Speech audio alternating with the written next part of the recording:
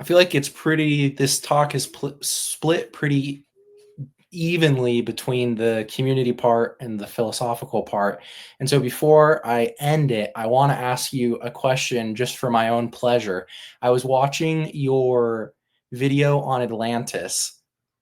To what extent do you actually view a reality in that story? And I was talking to some people about it. I thought it was funny. We were kind of arguing back and forth, and I was just disagreeing with them no matter what they said. And, they were saying, no, Atlantis doesn't exist. And just for fun, I was dogmatically arguing alternatively. They were saying, it's an allegory, it's this. And you were kind of saying Plato, teaches through allegory. I'm curious, to what extent do you see philosophical reality in that, and to what extent, if any, do you see an actual reality in that? I'm a little curious on that specific topic. No, I absolutely believe it was a physical, uh, effectively empire. Maybe that's anachronistic. I do think it was a Paleolithic society. I don't think it was a high technology society.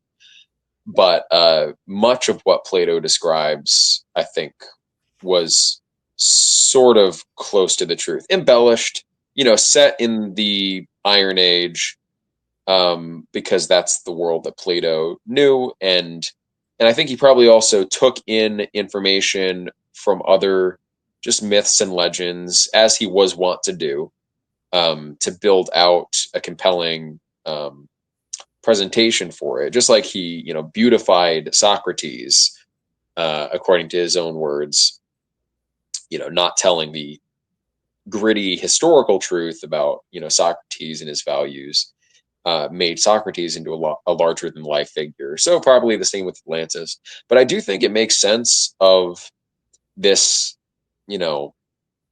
these out of place developments, that it seems like some group was just far more advanced than other groups.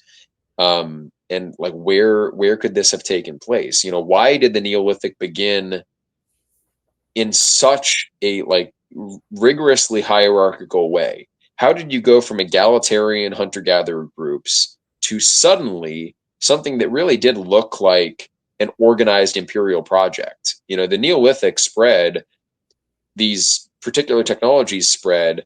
Well, first of all, like Göbekli Tepe, when it comes out, it's not just one ethnic group involved. So there are multiple peoples. It's already cosmopolitan. And is that natural? Is that like organic human behavior? Or is that some kind of social engineering? The megaliths, like, why were they so good at it immediately? Why did they get worse at it over time? And there were developments leading up to it as well. It's not like it was completely out of thin air, but it just seems like um, some group was far more advanced, and they had a hand in, that transition into the Neolithic in a way that, I think the best way to account for it is that there's some group that we are not tracking in the archaeological record. And if there were people in the Azores Islands, uh, very plausibly they could have developed in a more hierarchical direction, because island cultures become more hierarchical. They could have also, therefore, because they were hierarchical, amplified their artistic abilities so that they would be capable of the megaliths and all of the sculptures you see right away at sites like Göbekli Tepe. And they would have had a genetic impact on the entire Mediterranean region. And in my own interest in archaeogenetics, I think there is evidence for one core population spreading to North Africa, to the Middle East, and to Europe itself. So I think, and by the way, the information on that, if you look up, the Villa Bruna cluster is Western hunter gatherers, but in this paper from 2019 by, I think it's a Lazaridis et al. Paper, um, it's about the Zudzwana cave individuals. They carbon date, or they genetically analyzed these fossils from Zudzwana cave in Georgia from, I think it's like 26,000 BC, but it was the oldest Middle Eastern specimens that they'd been able to study. And the main genetic component or contributor was this. It was related to the Villabruna cluster, related to the Western hunter-gatherers, and they weren't necessarily expecting that. And when they modeled out the different groups, they ended up with the most logical interpretation being that there was one very deep basal common West Eurasian population that was the pure progenitor of the Villabruna. So the Villabruna, Western hunter-gatherer, were just directly descended from this common West Eurasian stock. The common West Eurasians are the main genetic contributors to Middle Easterners. They had an impact on North African populations like the Ibero-Maurusians, and obviously in later times they were the main genetic component occupying Europe. But in the intervening time, they weren't always. So the timeline kind of works with Plato's account of when Atlantis spread eastward. Mhm. You know, with the spread of the Mesolithic population, there were population turnovers in Europe in the meantime, and you know, before the Western hunter-gatherers, there were Gravettian groups across Europe, and they had a different kind of genetic profile. So this one genetic cluster, common West Eurasian, related to the Villabruna or Western hunter-gatherer, they're all over the Mediterranean. And how do you account for that? Why would that be the case? And so that's genetic evidence, and then archaeological evidence. You have the out of place artifacts, the sudden introduction of like advanced hierarchical organizing, and then the megalithic age also begins in the west and spreads east after Göbekli Tepe.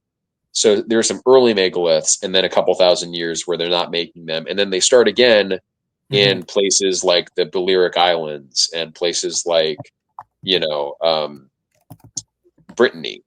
So it's just odd. It's just odd how organized civilization actually manifests, and the stories they told, and the myths of their divine origins, or like the idea that they were created to do work by a divine race, that the Anunnaki would watch over the Sumerians to make sure they were doing the work of the gods.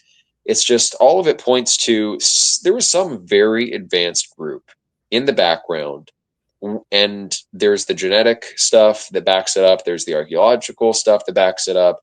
There's the shared um, mythological concepts that I think backs it up, and then there's Plato's story, of course, and all of it together. It's like it just fits.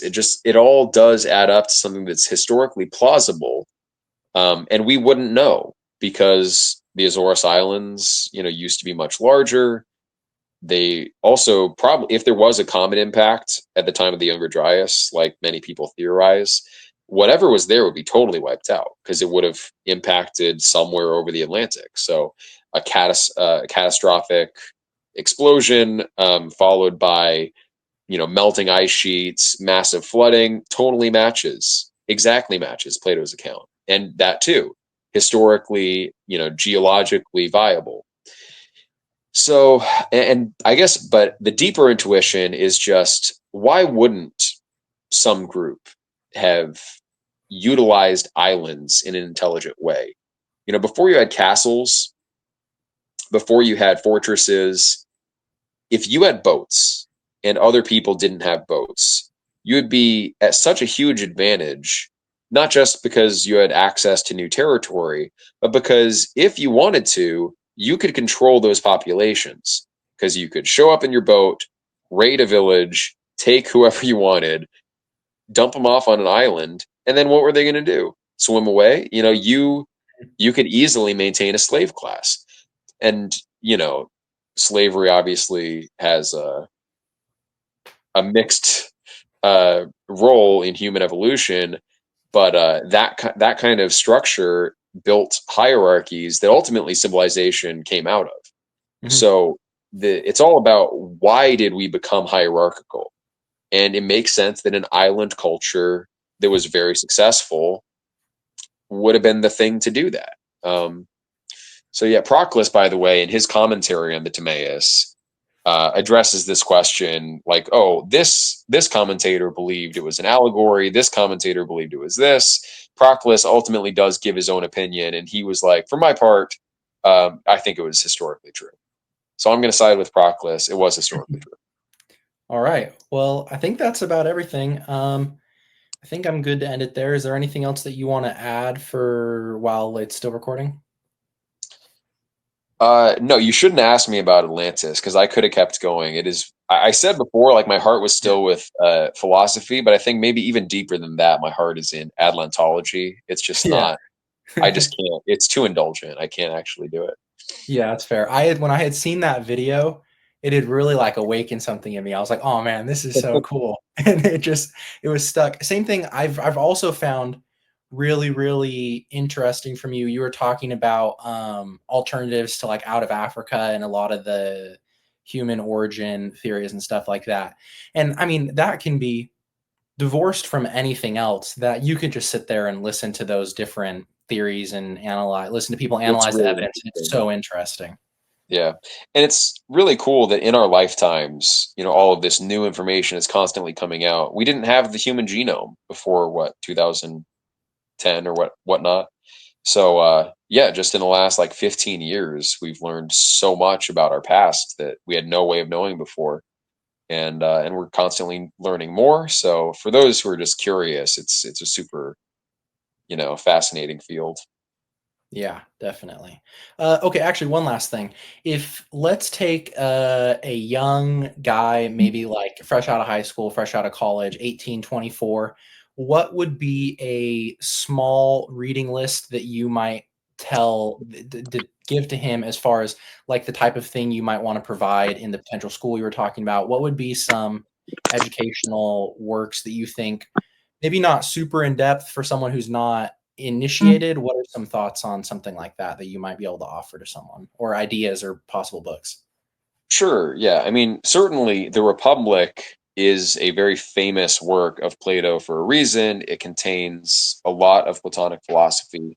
It's not in my curriculum, the Yambukian curriculum. I would also recommend go through that curriculum and read the commentators if you are very philosophically inclined, because that's the root of scholasticism. It's very, very historically significant, and it's been overlooked in recent centuries. There's a renaissance of it recently. But anyway, read the Republic, read Aristotle's Nicomachean Ethics. I mean, just sort of the stock, classics that people recommend. There's a reason for it. Read Epictetus. Marcus Aurelius. Some people like the Meditations. I think Epictetus is a little bit better.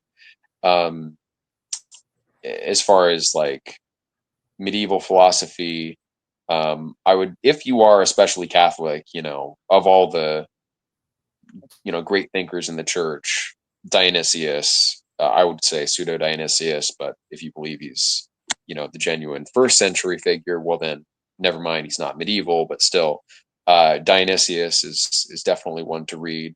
Um, and you can read his entire corpus in the course of a week, or less. So I'd recommend that. And then in terms of modern philosophy and thought, I think it's worth reading some John Locke, honestly, just because he's so influential and it'll kind of ground historically where we're coming from. And he also is careful about his philosophical categories and he's connected to the tradition. Hobbes, probably, before Locke, I think Hobbes is a very interesting thinker. Um, people recommend Machiavelli. I don't know. I enjoyed it to some extent. Obviously, I'm like bent towards the philosophical side, but on the historical side, the Decline and Fall of the Roman Empire by Gibbons, like that's like a classic text for a reason. You could, oh,